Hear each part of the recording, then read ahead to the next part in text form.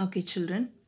Now the same question, okay? Factorize the following by taking out the common factor. By taking out the common factor. Here I am going to explain the second sum detailedly, okay? If you can do the first sum method, you can follow that. Others you can follow this method, but it will take some time. It will take some steps also. So those who have confusion in the first sum, you may follow this method, okay? So first write the given question like this. After that, express the given number as a factors of two numbers. Okay. So 9 can be expressed as 3 threes are 9. Then 6 can be expressed as 3 twos are 6. Then 18 can be expressed as 6 threes are 18. Okay. So here 3 is a common number because 3 threes are 9.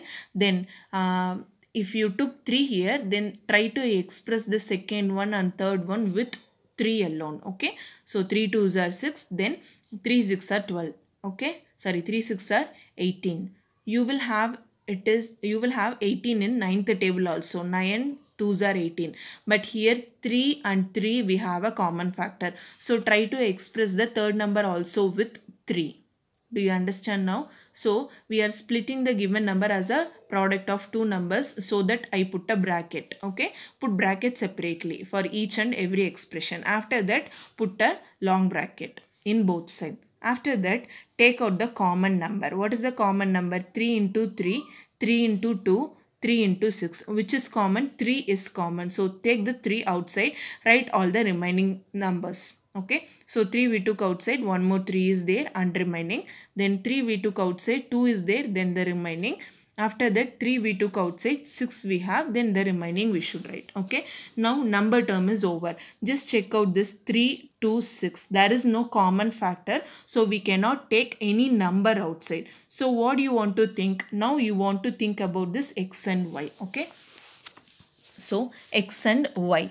Always you want to take the minimum power outside. Which power? Minimum power.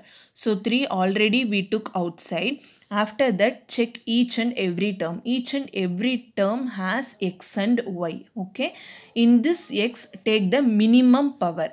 X power 5, x cube, x square. Which is minimum? X square is minimum. So take the x square outside.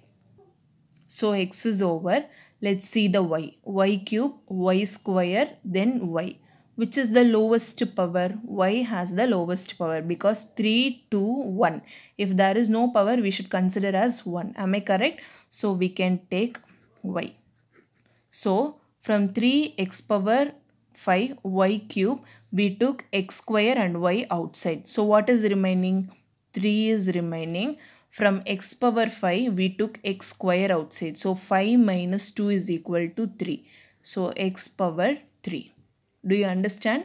X square I took outside. Here 5 is there. So 5 minus 2 is equal to 3. See, this 3 already we taken outside. So don't think that this 3 we took outside. This 3 we cannot take because here 3, here 2, here 6. So don't get confused. This 3 we got it from the previous step, not this step. Remember always, okay? After that, y power 3 is there. How many y we took outside? Y power 1 we took outside. So 3 minus 1 is equal to 2. So y square. Okay. Plus 2.